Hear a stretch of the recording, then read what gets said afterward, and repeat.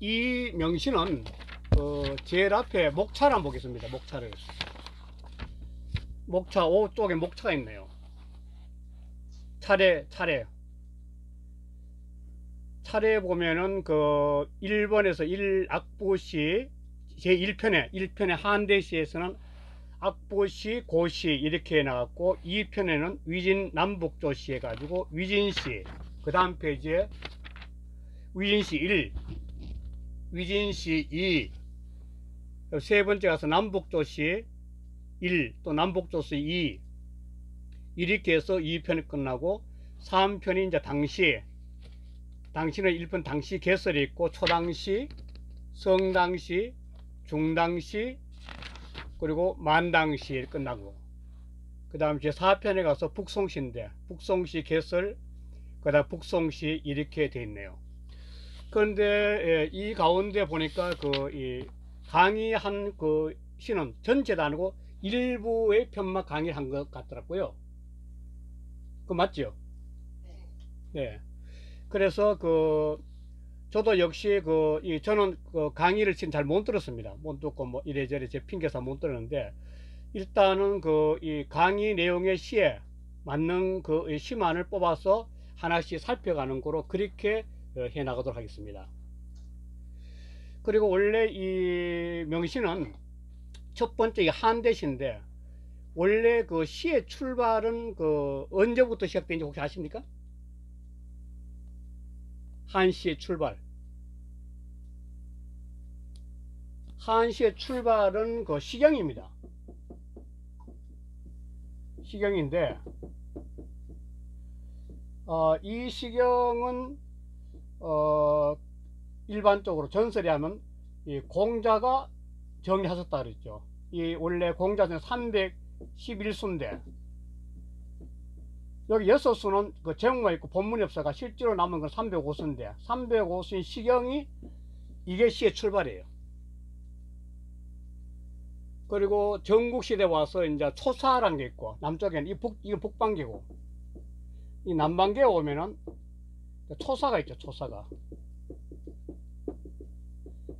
구론의 초사 제일 유명하죠. 초사가 있는데 이 두 개가 악보시 이전의 시들이죠. 쉽게 해서. 그런데 이 북반계와 남반계는 시가 달라요. 북반계는 사상도 다르죠. 사상도 북반계 사상은 육아철학이나 그 다음에 법가철학 같은 어떤 아주 강력한 조직이나 강하고 남방에서는 노장철학과 농가 같은 이렇게 부드러운 사상인데 그러니까 이 환경에 의해 가지고 사상이나 언어 구조가 달라져요. 그래서 시경구조는 사사구조인데 이 사사구조는 우리 현재 언어 구조가 같아요. 실은 근본적으로 우리가 가장 기본 구조가 밥을 먹다 잠을 자다 뭐 집에 가다 하는 게 사사구조인데 이런 식 구조가 시경이에요. 그리고 우리는 북반계 언어 구조를 지금 갖고 있는 거죠. 아직까지도. 그 남반계는 이게 굉장히 느리기 때문에 언어 구조가 대개 5, 6, 7절 해가지고 느리면서 사람들이 여유롭게 즐기는 그런 언어가 되겠죠. 그러니까 사사구조는 봄, 여름, 가을, 겨울 계절에 빠르기 때문에 빨리 이 행동을 하면서 농사도 봄에 씨 뿌리고 가을에 거두는 것이 제때 안 하면 못 먹어서 하니까 아주 강력한 어떤 리듬컬한 구조를 갖고 있는 게 언어도 그렇고 사상도 그런 거죠. 그런데 남방에는 우리도 남방 가면 사람들이 일단 특히 전라도 가면은 풍류가 많이 발달되어 있듯이 남방 구조는 언어가 다르죠. 이렇게 5, 6, 7절 해가지고 초사들이. 그런데 이러한 토대를 발판을 해가지고 내려온 시가 이제 이 첫 출발 악보시인데 이 악보시란 것은 한나라 무제 때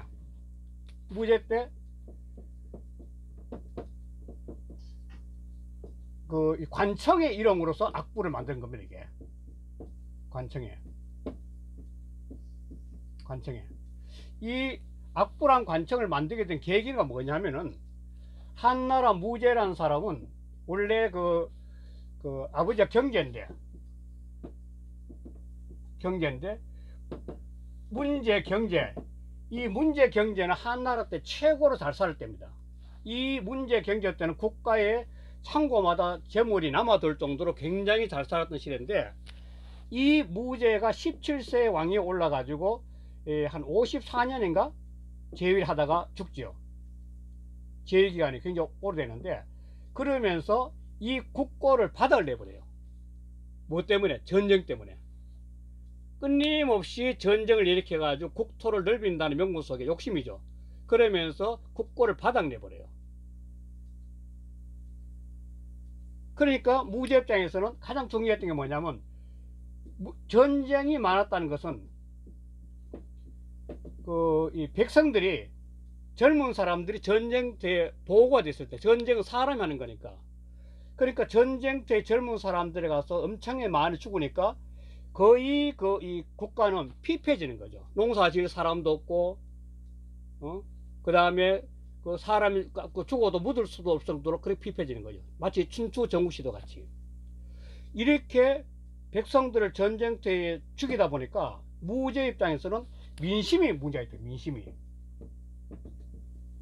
민심이 어떻게 돌아가나 궁금했던 거죠. 그래서 그 민심 파악을 위해서 만든 부서가 악부예요, 악부. 그러면서 전국 각지에 유행가 같은 노래가를 끌어오는 거죠. 그러면서 그 가락 속에 숨어 있는 민심을 파악하게 된 거죠. 그래서 이게 이연영이라는 사람을 그 당시에 총책임자 맡았는데, 이연영이라는 사람 무제의 아주 사랑하는 후궁의 오빠인데, 뭐 후궁이 죽고 난 다음 비참하게 죽는 사람인데, 아무튼 그 사람이 만든 이 악부인데, 이 악부가 이렇게 된 이유는 뭐냐면, 이 아빠 지금 시경에서부터 내려오는 거예요. 이것도 시경에서.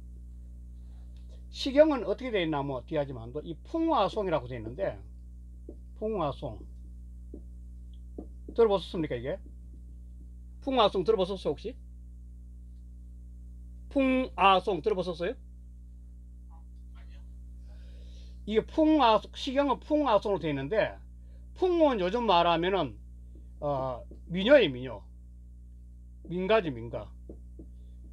그러니까 백성들이 요즘 말하면 유행가지, 유행가처럼 백성들이 부르는 노래를 남긴 가사들이 풍이에요, 풍. 이게 국풍이라 하기도 하고. 그리고 아는 이게 뭐냐면, 풍은 유행가죠.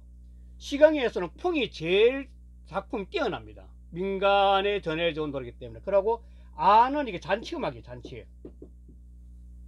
아는 대하, 소하로 나눠지는데, 대하는 궁중에서 한 잔치고 소하는 일반 사대부터 하는 잔치인데, 그 잔치에서 부르던 노래가 아란 거고, 송은 제사 때 찬송가 좀 하잖아요.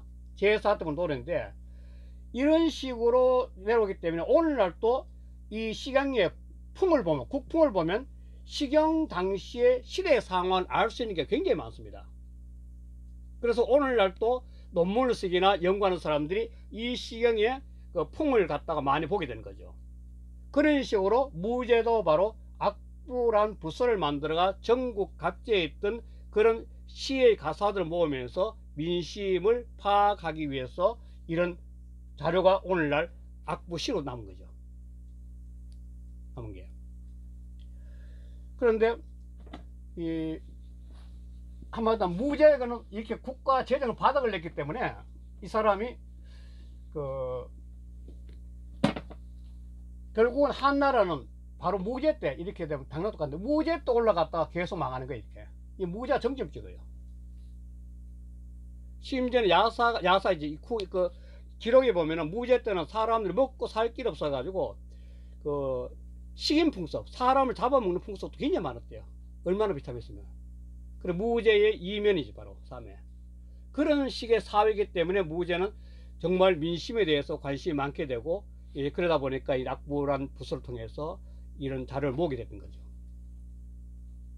심지어는 마지막에 무제 죽을 때 죽을 때도 무제는 죽을 때 아들한테 정권을 물려주는데, 원래 태자를 죽여버려요. 무제가 태자를 죽여버리고 8살 묻는 아들한테 왕권을 물려줘 가지고 결국은 황간들이고 그 옆에 있는 친척들 때문에 무제가 이렇게 내려온 거였어. 무제 다음에 왕이 소제인데, 소제는 8살 때 죽여요. 그러면 나라가 망하게 된 거죠. 그러면서 소제한테 전쟁을 절대 하지 마라 그래요. 얼마나 귀찮으면. 그러니까 악부시라는 것이 바로 이런 배경으로 해서 이루어졌다는 겁니다. 그리고 그래서 이 악부시는 이때 이 시의 형태가 정해진 게 아니고 그 전에 그 사사구조인 그 이 시경의 시들이나 또 초사에 대한 시들이 이 속에 배어가지고 악부시의 형태가 정해진 거죠. 그러니까 한나라 악부시도 갑자기 시가 나온 게 아니고 그 이전에 내려오던 시가 새롭게 정리됐다 봐야 되겠죠. 자, 이런 개념을 갖고 일단은 악보시로 넘어갈게요. 넘어가면은 첫째 그 이쪽에 악보시로 한번 넘어갈게요. 이쪽에 어때, 듣는데 불편하지 않습니까? 아니, 괜찮습니다. 괜찮아요? 네. 이쪽이 악부시인데 이 악부시인데 시가 도대체 왜 사람한테 그렇게 중요하냐, 그런 문제죠. 그러니까 시가 아까 시경이나 상경계 시경도 있지만도 이 시에 대해서 서경이라는 책에서 시에 대해서 이야기 나와요. 이 서경도 굉장히 오래된 역사거든요. 이게 상경이 돼가지고 시경, 서경, 역경, 상경인데, 그래서 그것은 시는 언지라 나와요. 그 제일 처음에 시가 난 이야기인데, 이거는 뭐냐면 뜻을 말한 것이다. 언지, 뜻을 말한 것이다. 사람이 뜻을 말한 것이다. 자기 자신의 마음속에 있던 뜻을 말한 것이 시다, 이렇게 나와요, 성경에서. 재밌잖아요. 시의 출발은 자기 내면에서 있던 생각을 드러내서 말로 표현한 게 시다, 이러지. 그래서 그게 노래가 된 거죠. 요즘 랩이 즉흥 노래 하듯이 그 당시에도 이게 노래된 거죠, 단지받았어. 옛날에 시 쓰는 사람도 정자 같은 뭐 즉흥 시 쓰잖아요, 바로 노래로. 시는 막 노래였으니까 전부 다가. 그리고 얘기에서 보면은 이 얘기란 그 책에도 이 시에 또 나와요. 얘기도 오래된 책인데, 이 얘기도 보면 시가 어떻게 나오면, 이 시는 재밌는 건데 온유 돈화다. 온유 돈화가 바로 시의 가르침이다. 시교, 가르칠 교자. 사람이 따뜻하고 부드럽고 포옹력, 오늘 돈화다는 것은 포옹력이 많은 거죠. 사람, 남과는 포옹력이 많은 것은 전부 다 시의 가르침 때문에 그렇다, 이렇게 했거든요. 그럼 이 두 가지만 보더라도 뭐는 시는 감성을 정화시킨다는 걸 알 수 있죠. 감성을. 오늘날 또 시는 감성을 정화시키는 거 아니에요. 시는 감성을 정화시키는 거다, 이 말이죠. 그래서 이 시에 대한 이 두 가지뿐만 아니라 또 선생님들 논어를 뭐 읽어보시면 또 계시고 안 읽으신 분 계실 텐데, 논어에 보면 뭐냐면 흥어시라 해가지고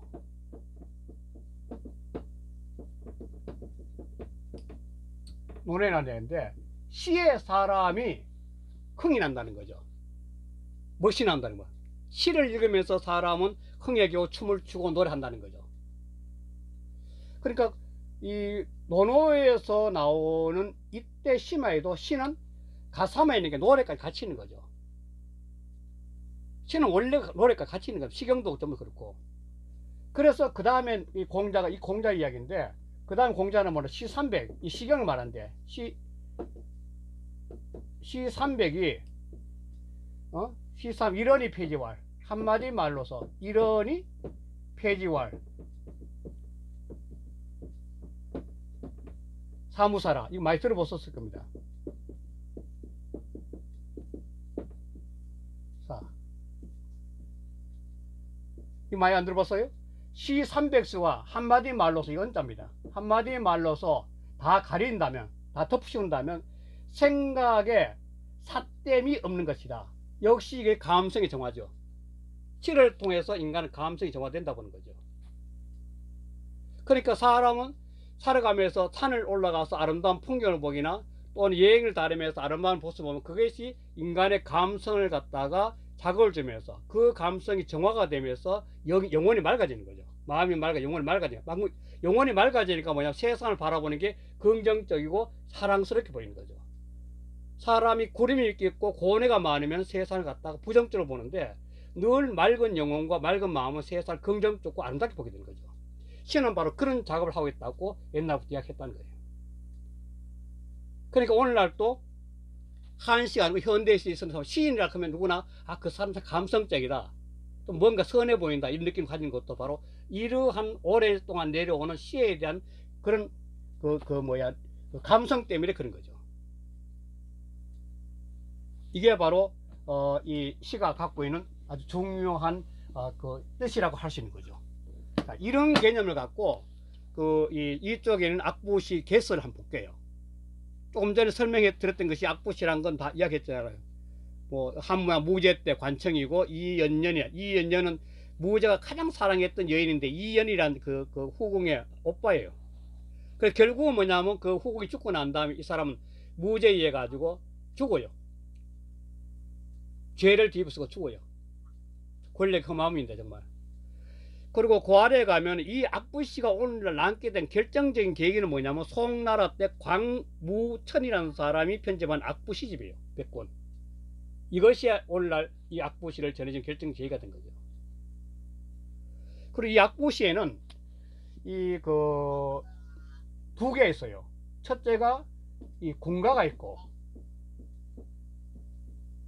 그 민가가 있죠. 민가.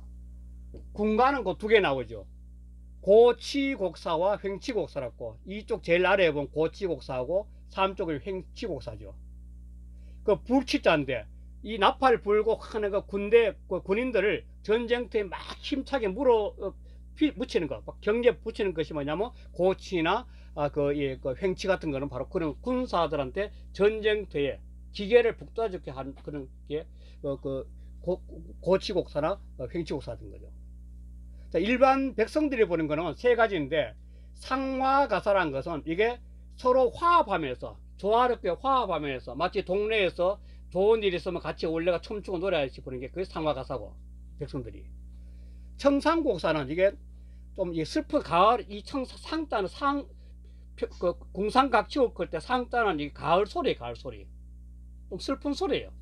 그 맑고 슬픈 노래 가락이라니까 이 저작거리에서 백성들이 좀 쓸쓸한 그런 노래를 부르던 거고, 기타 이제 작곡 가사라는 것은 여러 가지 기타곡, 이거는 이제 민간인이 부르는 노래고, 이 세 가지가 군가와 민간 나는 거죠. 군가는 두 개고 민간은 세 개로 나누는 거죠.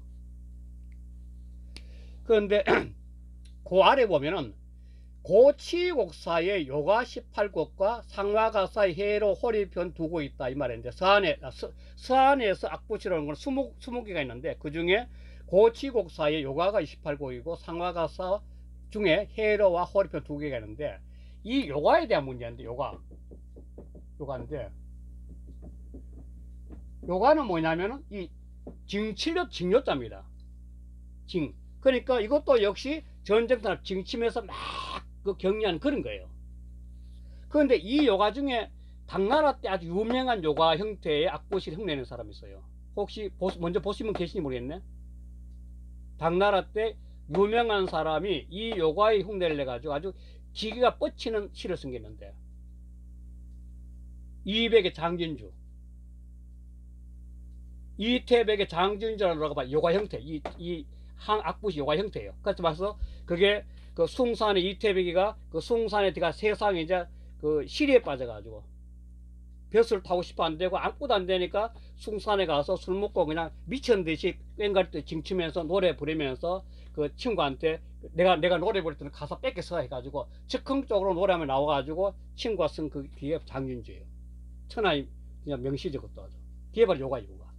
그 요가란 그런 어떤 미친 듯한 그런 몸부림이 있는 거죠. 그 하여간 이런 식으로 돼 가지고 내려오는 게 큰 틀에 그 제일 아래 보면은 시경의 국품처럼요. 시경의 국품처럼 노래의 내용이 다양하며 그 나온 보셨어요? 책에. 예. 그 내용이 뭐냐면, 국풍이 뭐냐면 아까 말씀드렸다시피 풍아송의 국풍이에요. 풍아송의 국풍. 시경의 풍아송에, 수경에서 풍아송에 그럴 때 이 풍풍, 아까 풍아송, 이 풍이 바로 민가의 노래, 풍아송. 시경은 조 세 개로 되어 있어. 풍아송으로 단치음악과 민간의 가요와 그 다음에 재래음악 이 세 가지 된 게 시경인데 그 바로 국풍처럼 그 국풍은 민간인의 노래니까 굉장히 내용이 다양하죠. 그래서 국풍이 다양하다는 거죠. 이런 식으로 그냥 대충 그 악보시 개념을 보고 그 첫 시를 하나 들어가도록 하겠습니다. 첫 시는 14쪽이죠. 14쪽. 14쪽에 그 서문행. 자, 지금부터 시를 들어갈 때는 제가 띄어쓰기를 알려드립니다. 항상 띄어쓰기에서 띄우면은 이 앞뒤 문장을 연결시키 해석한 도움이 됩니다. 먼저 이 악보시 감상이 들어가면 이것도 악보시 한 요가 18격지 하나다. 근데 요가 역시 이것도 증심에서 불어넣으니까 약간 한이 있는 거죠. 막 이렇게 울림 큰 거죠. 한 요가 18격지 하나다 이게야. 그 전쟁에 죽은 병사를 애도하고 추념한 노래다. 슬프다는 거죠. 자, 그런 시인데 이 제목도 서문행 띄어쓰기 하죠. 이렇게 서문 띄우기 행. 서쪽 문으로 나가면서 이 말이거든요. 그러니까 이 대개 한문은 쭉 이렇게 이어져 있는데 이어져 있으면 혹시 2학년 때 배웠을지 모르겠는데 구두점이라는 게 있어요. 구두점 기억났어요? 구두점 한유의 사설이 나오는 겁니다. 이게 한유에서 이거는 두자로 있습니다. 두자 구두점 두자예요. 그게 뭐냐면 한문이 있기 때문에 이 구두점을 찍어주면서 전체를 성도 읽어 노래를 부를 때 성독을 할 때 호흡을 조절하는 곳이 구두점 찍는 거예요. 그러면서 이해가 빨라지는 거죠. 그래서 앞으로 모든 시도 구두점 찍어 드릴 겁니다. 그러면은 선생님들 해석하는 도움이 될 겁니다. 자, 첫 번째 보면은 서문 띄우기 행이에요. 서문 띄우기 행. 그리고 본문에 들어가서 출 띄우고 서문, 보 띄우고 염제예요. 자, 그러면은 서문으로 나가면서 이 말인데 출이 수로죠. 서문을 나가서 수로가 되죠. 그래서 보염지 걸으면서 생각하네. 이 지자인데 이 지자가 명사 뒤에도 지자가 붙으면 이게 대명사 역할을 하면서 앞에 걸 갖다가 동사나 형용사를 만들어줘요. 앞으로 계속 반복해서 말씀드렸는데 이 지자의 용법은 굉장히 한문에서 많이 씁니다. 이 지자가 붙으면 명이란 이름도 지자가 되면 이름을 부르다, 글을 부르다 이 말이죠. 대명사에서 앞에 걸 동사나 형용사 시킨다. 이 지자는. 그리고 여기도 걸으면서 글을 생각한다 이 말이겠죠. 생각한다는 거죠. 그냥 이 지자를 해석을 안 하면은 걸으면서 생각한다고, 대명사 해석하면 걸으면서 글을 생각한다. 그렇게 되는 거죠. 술먹구대로서. 자, 그 다음에 금일 띄우고 부작 띄우고 당대 띄우고 하시오. 금일 오늘, 부작 만들지 못해, 짓지 못해. 무엇을? 즐거움. 오늘 즐거움을 만들지 못하면 바로 이 순간에 내가 즐거움을 만들지 못하면, 그러면 당은 마땅당자예요. 마땅히 기다릴 때자. 마땅히 기다리래. 무엇을? 하시 어떤 때, 어느 때, 마땅히 어느 때를 기다리겠냐.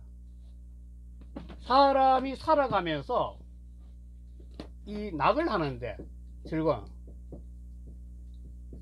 낙은 지금 여기밖에 없어요. 누구든지.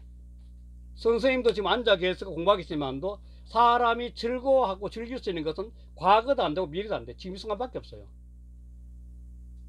그래, 이 순간을 즐기는 거지 바로. 그게 낙이에요. 그래, 이 순간을 즐기는 사람 늘 즐기면서 사는 거고, 이 순간을 괴로우면 늘 괴로우면서 사는 거죠. 그게 바로 낙이에요. 그러니까 금일 부장낙, 짓지 못한다, 즐거움 짓지 못하면, 즐거움 만들지 못하면, 그러면은 마땅히 하시 어느 때를 대 기다릴 자 기다리려.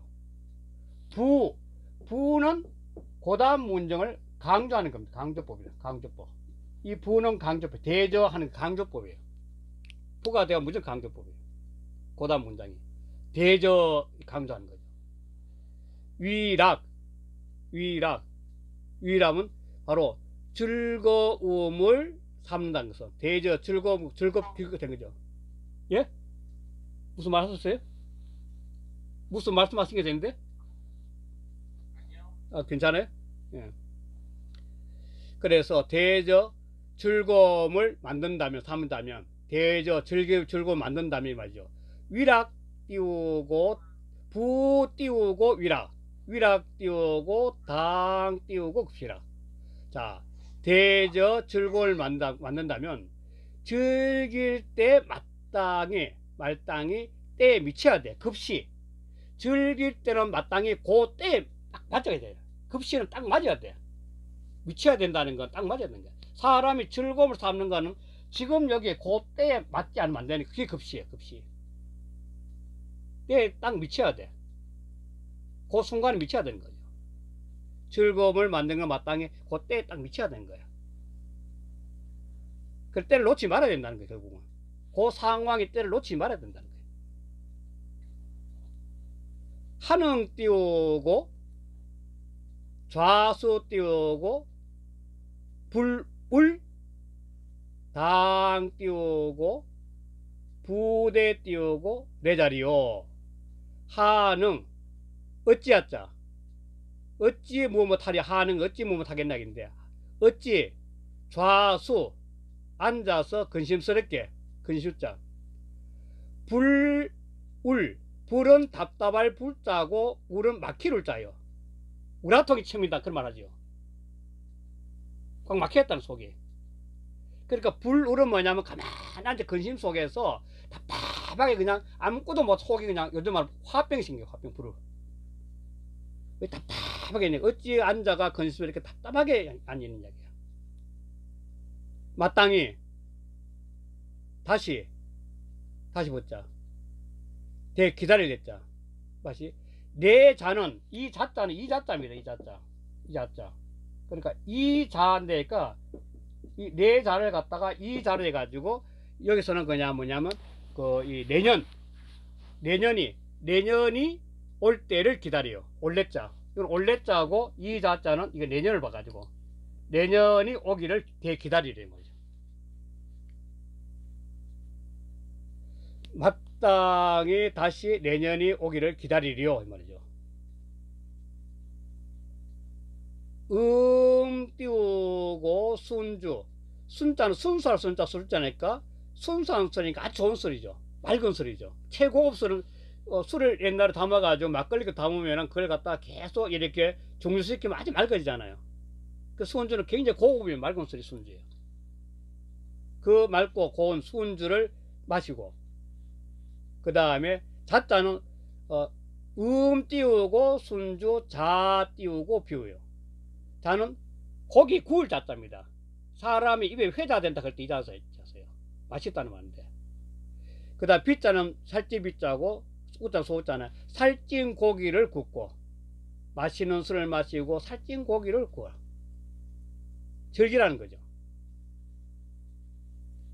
청호 띄우고 심 띄우고 소환 가 띄우고 용해 띄우고 수우 청호는 청에 부른다는 거죠. 무엇을 심소환 마음에서 기뻐하는 바의 사람을 청해 부른다는 거죠.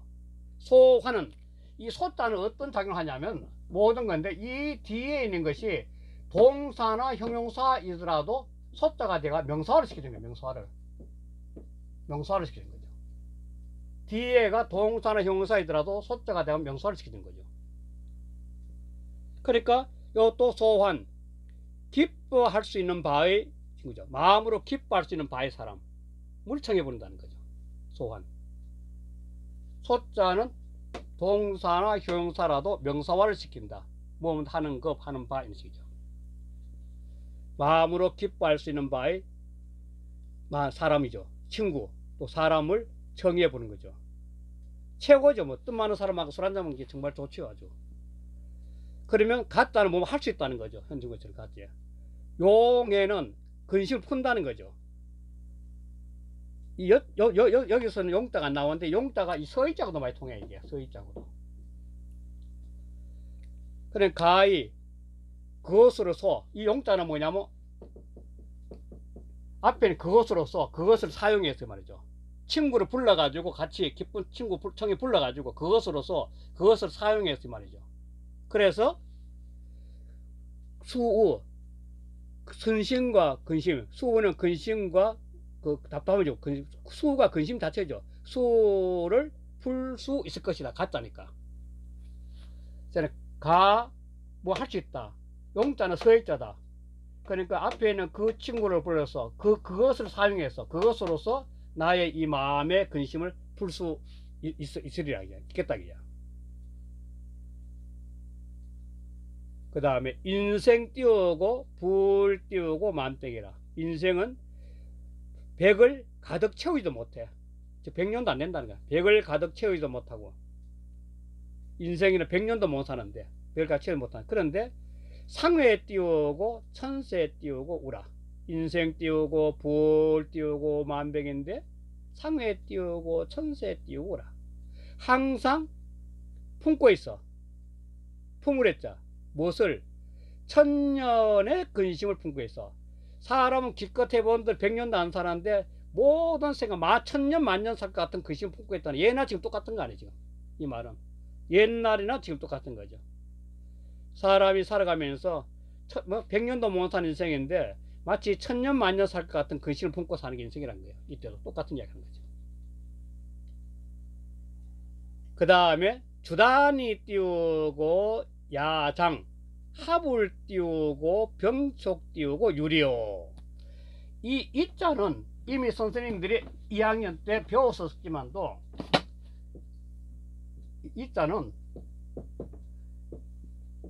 이자는 앞에 게 동사나 형용사, 동사는 동사, 형용사는 형용사. 이자는 무조건 수로와 수로를 연결시키는 거예요. 수로. 이자는 수로와 수로를 연결시키는 거예요. 이거 철칙이에요. 그냥 문법에서. 그래 아까 했지만도 명이 명크명 이것도 역시 이자가 되기 때문에 부르고 이름을 부르고 그리고 또 이름을 부르는 거죠. 근데 명사와 명사는 이거죠. 이거와 급자 이게. 이 두 개는 명사와 명사는 그런 건데 이거는 수로예요. 그 여기도 나저